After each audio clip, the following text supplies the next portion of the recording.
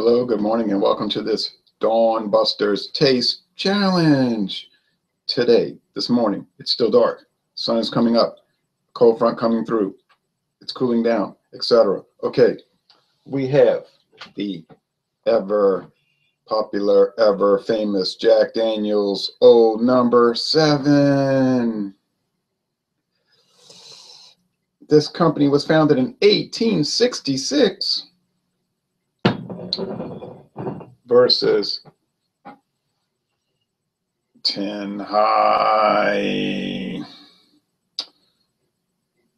Kentucky Bourbon, a blend introduced in 1935. Okay, now what do these two items have in common? Well, they're both 80 proof in the current configuration. They used to be higher, but many of the modern whiskeys were downgraded.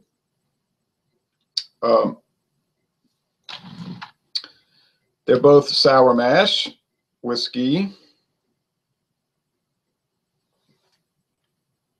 and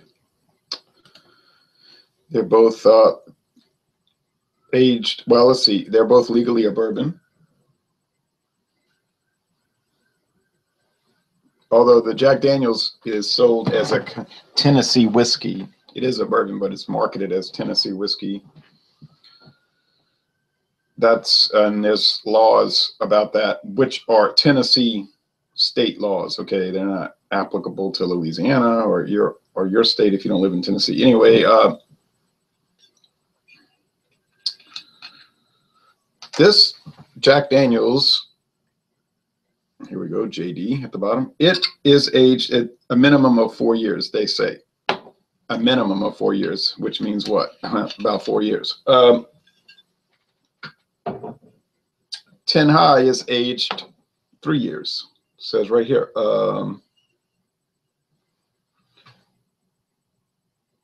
Aged at least 36 months, at least, and probably not a second longer.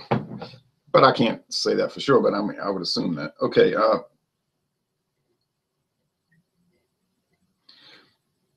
Now, which one's better?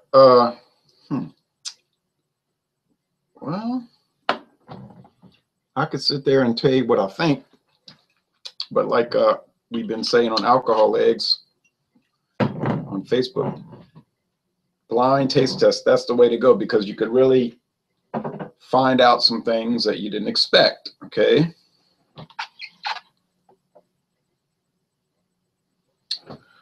Oh, well, the 10 High is lighter. It's gold. This one's more amber. They both have decent alcohol eggs, and the 10 High has that strange sediment, which I've never seen in any other whiskey, bourbon or otherwise.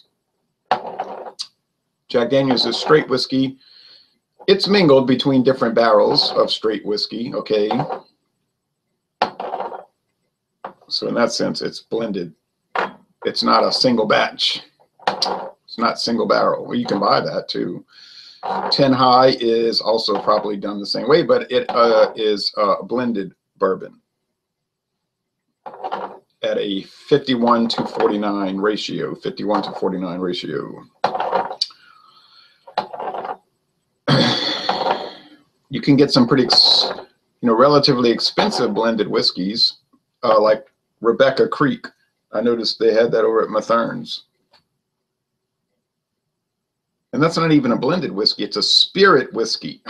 I said, spirit whiskey, Rebecca Creek, it's like $25, $30 a bottle. So I'm thinking, and they were an official sponsor of the Texas Rangers baseball team when I went out there for a baseball game against the White Sox this past summer, and they introduced the owner of Rebecca Creek, et cetera, and all of that, and they were saying, oh, our fine whiskeys and vodka, and it might be fine. I've never had it, but they said, I say spirit whiskey. Wait a minute, that's like Southern Comfort is a flavored spirit whiskey. So I went and checked the bottle. The ratio on that whiskey, Rebecca Creek, is 81 80, no, what is it?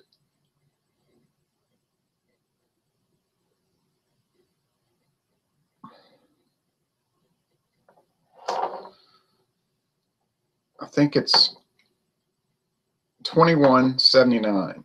21% straight whiskey. Well, that would not be a spirit whiskey. That would be a blended whiskey. So I don't know why they're calling it spirit. I'm pretty sure it said 21%, not 19. So that was a little peculiar.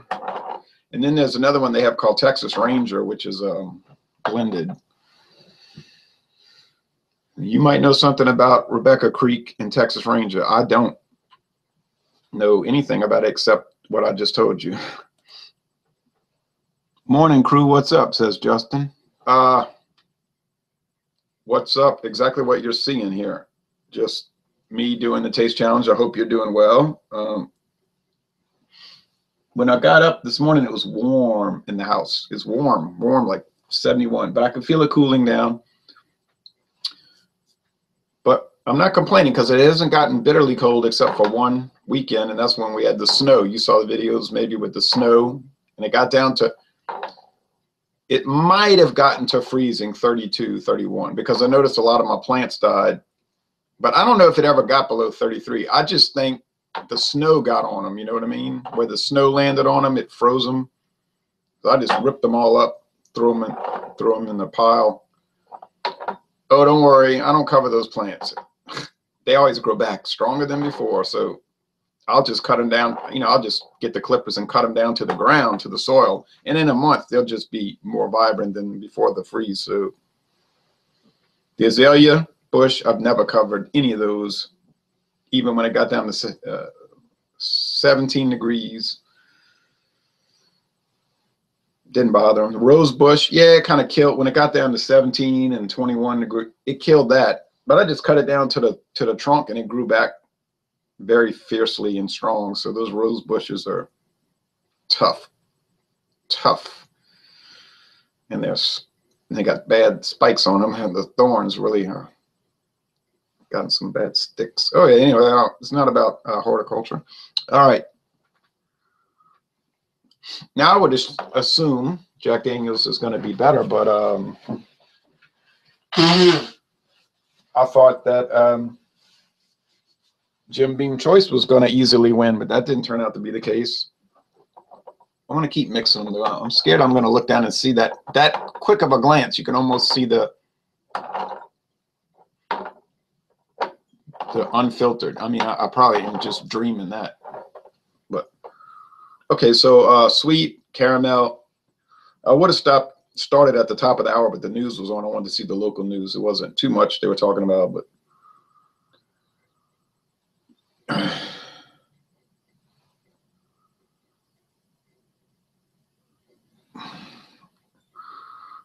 it's smoky, or I should say not smoky. That's not correct. Char. It's the char, right? Not the smoke, but the charcoal wood.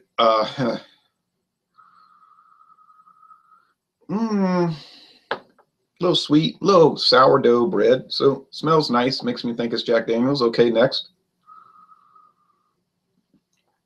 More sourdough, less smoke. I already think it's 10 high, because remember what I said in the past? The 10 high did not have too much of an aroma. Wasn't bad. Oh, and if Tyler Mansell's watching, I saw your videos that you did for the Ancient Age. And if you start a YouTube channel, I'll watch it. You know, he was just posting the videos direct to alcohol eggs, which is fine, of course. But I was saying he could get a bigger audience if he went to a major platform. All right. But of course, he may not be looking for a big audience.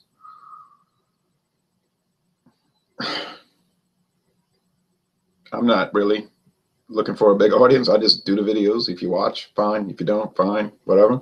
Watch or don't watch. People should watch whatever they want. I don't know why some people are obsessed with who does videos. You know what I mean? They're like crazy. I'm gonna find out. I'm gonna put a thumbs down, and I'm gonna show you. Might be a sign of a mental illness if you are doing that. Okay, so Used Thong says, sup, man. That's a big, bizarre internet name, but we're just doing tasting here.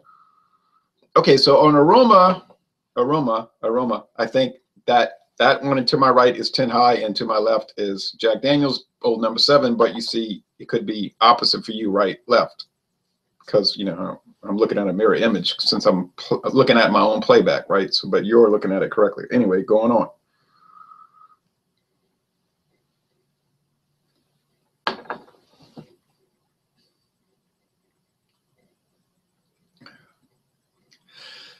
There's a pretty strong char here, a strong char note, strong wood note.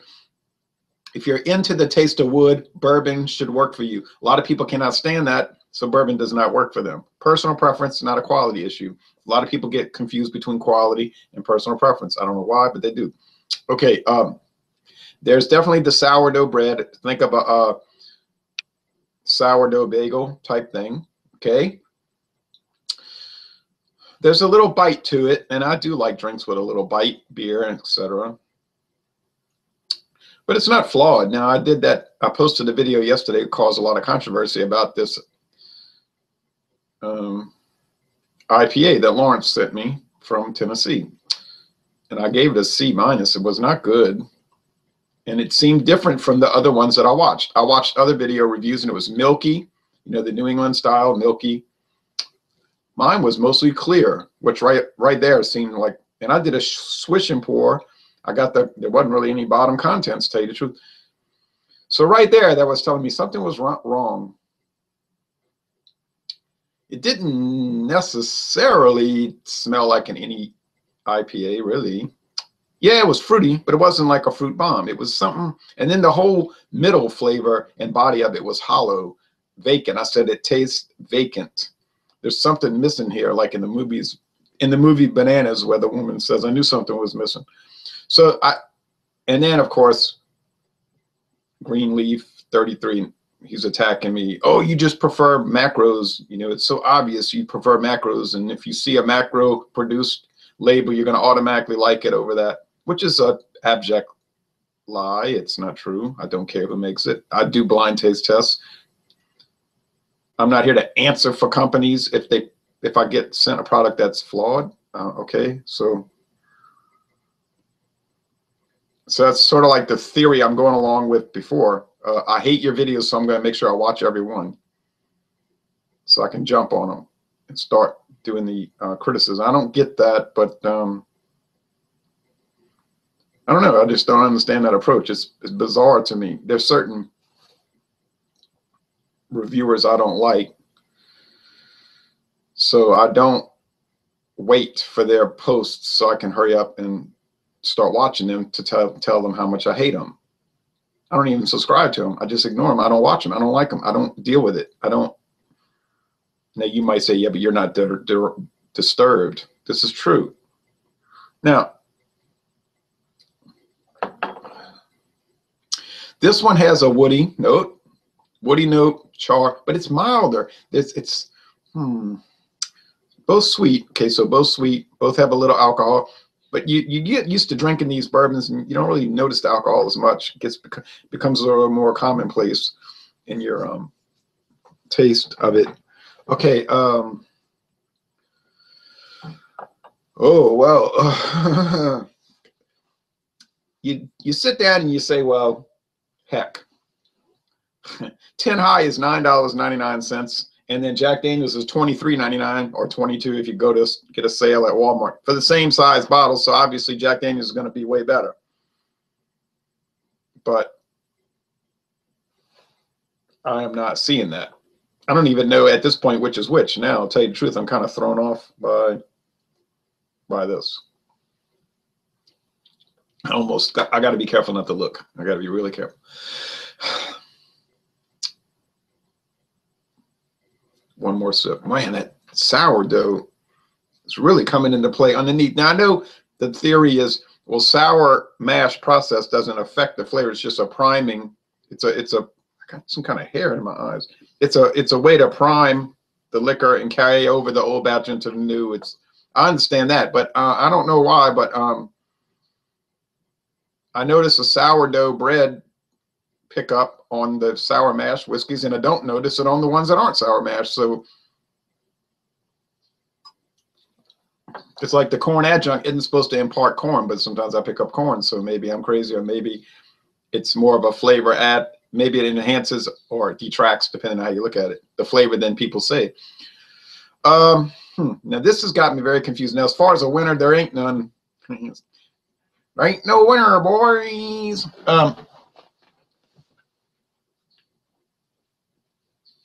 They both taste good and they're both equally good, so I can't call them. Now I do like to smoke the char over here to the left a little more, but a clear winner, nah. Which means, what does that mean? That means Ancient Age is the winner because there is no clear winner. You say, how can that be?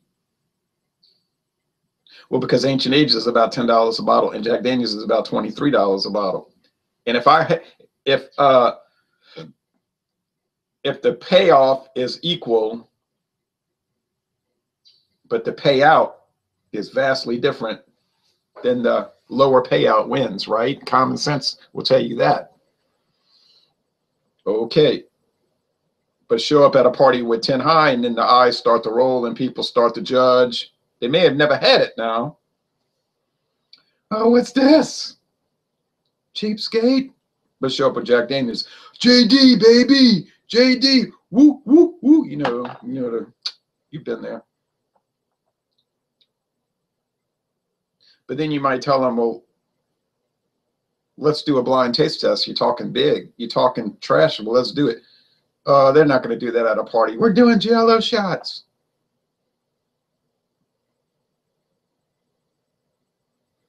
We're doing a pink dance off. I'm coming up, so you better get this party started on us. Whatever. So it was like, okay, well, let's have a party. Yay, let's not do science. But you rolled your eyes and you made a comment, so that's why I was calling you out. But I know, whatever.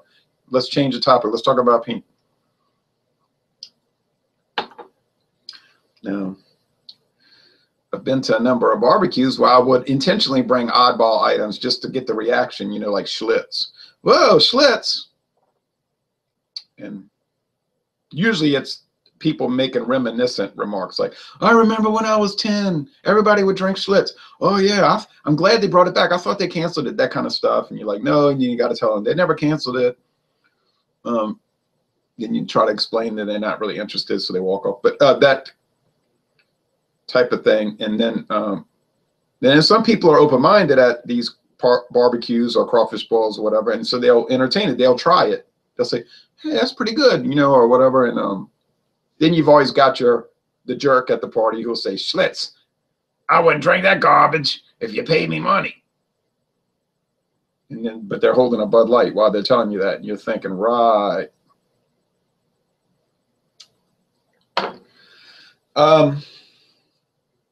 Anyway.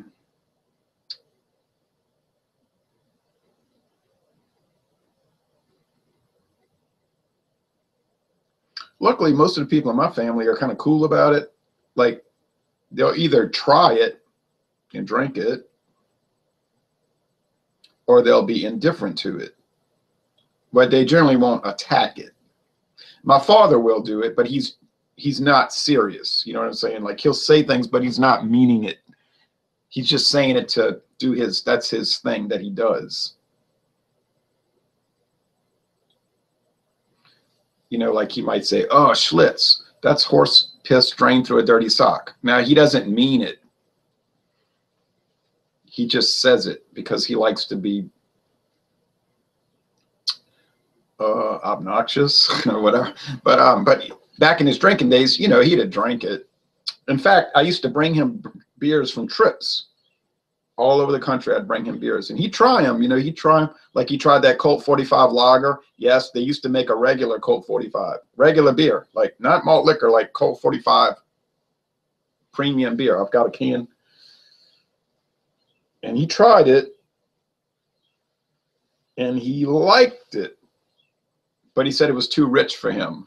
Too rich, because he was more of a Coors Light drinker. So when you drink Coors Light, which is so fine, you know what I mean, and its flavor presentation is so, it's like, you're wearing a silk nightgown, and then you put on like wool, it's just, what is this? It's too much there. So we would laugh and say, Colt 45 premium lager, that's sort of like Trying to think of something comparable, like Milwaukee's Best, you know, like used to, that's not heavy. What is he talking about? But in his mind, it was, because he was used to only light beer from around 1985 until he gave up beer drinking. He says in 2002, but I say it was January 2003. I'm pretty good at dates, so he said it got to where he would drink one 12-ounce can of Coors Light and run a fever. Hey, you know what? That's a sign that you might want to stop drinking if you drink one Coors Light and you run a fever. That's a good sign your body's sending you a very distinct message. So he gave it up, and he hasn't touched any except for one little time where he touched. He bought Carlo Rossi sweet red wine, the big jug, 4,000 milliliter jug, because he was thinking, yeah, I kind of like this. Maybe I'll get back into it a little bit. He drank a glass or two, and then he said, I don't want to go. Nah, he did like it, but he said, I'm not going back. I don't want to go back into that world again. So he did. He said, you want it? I said, sure, I'll take it. But like he'll say, he drank more in a year than I would drink in my whole reviewing career. So him and his brothers and sister, they were more prodigious in their volume. But his body's weak and theirs are strong. So they don't have any side effects up until this present time that I'm aware of with their outlandish volume consumption. And I don't recommend that. I'm not even praising it. I'm just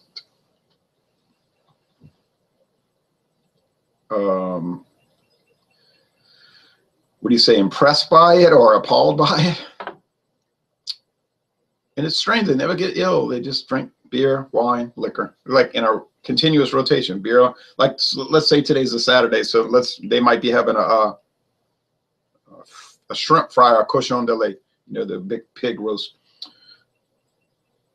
And it's daybreak, so they'll start drinking highballs and then coffee, and then they'll drink wine, beer, liquor, wine, beer, liquor, wine, beer, liquor. And this goes on all day. Now by 11:30 at night, it's a sad situation. You say, oh my goodness, look at these people. But the next morning, they wake up shaving. Oh, let's go to mass. Like nothing happened. You know, like they drink. How you feel? Oh, I feel good. It's a beautiful day. And it's like, I can't believe these people have a constitution of cast iron, of steel. See, you should never follow their example, because you'll be dead. You will die, and they'll just be getting ready for mass. Let's go to mass. It's bizarre. And my father's sister, who's the youngest, and the woman, right? The woman, she'll knock any man out drinking. You know, you'll never keep up with her. And you know, it's usually the opposite. The women usually cry and pass out, but not her.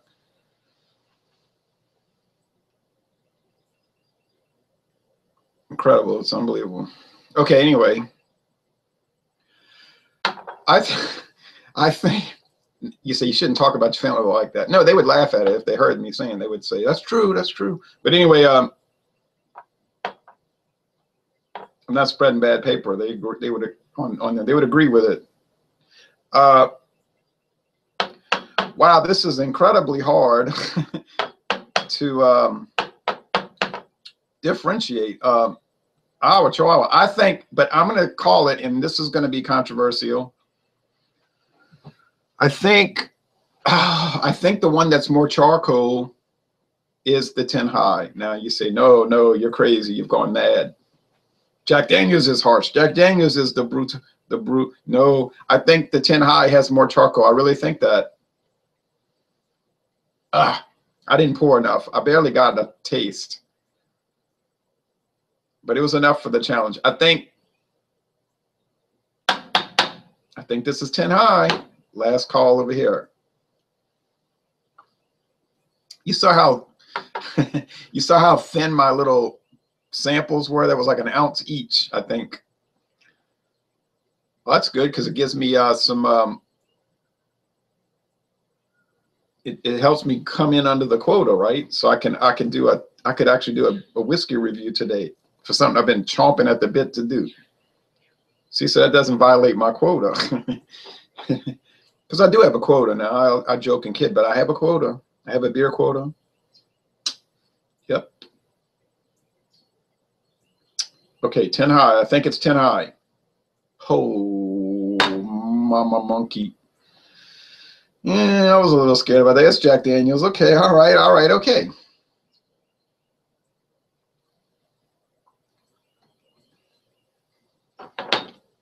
All right. I got it wrong. All right, well, hey. Oh, well. You say, yeah. Now, you might say, yeah, but you enjoy drinking them both. This is true. But it was so close. I mean, I'm not trying to cover. I'm not trying to cover myself, right? Cover my tracks. It was close. And is Jack Daniels a quality product? Yes.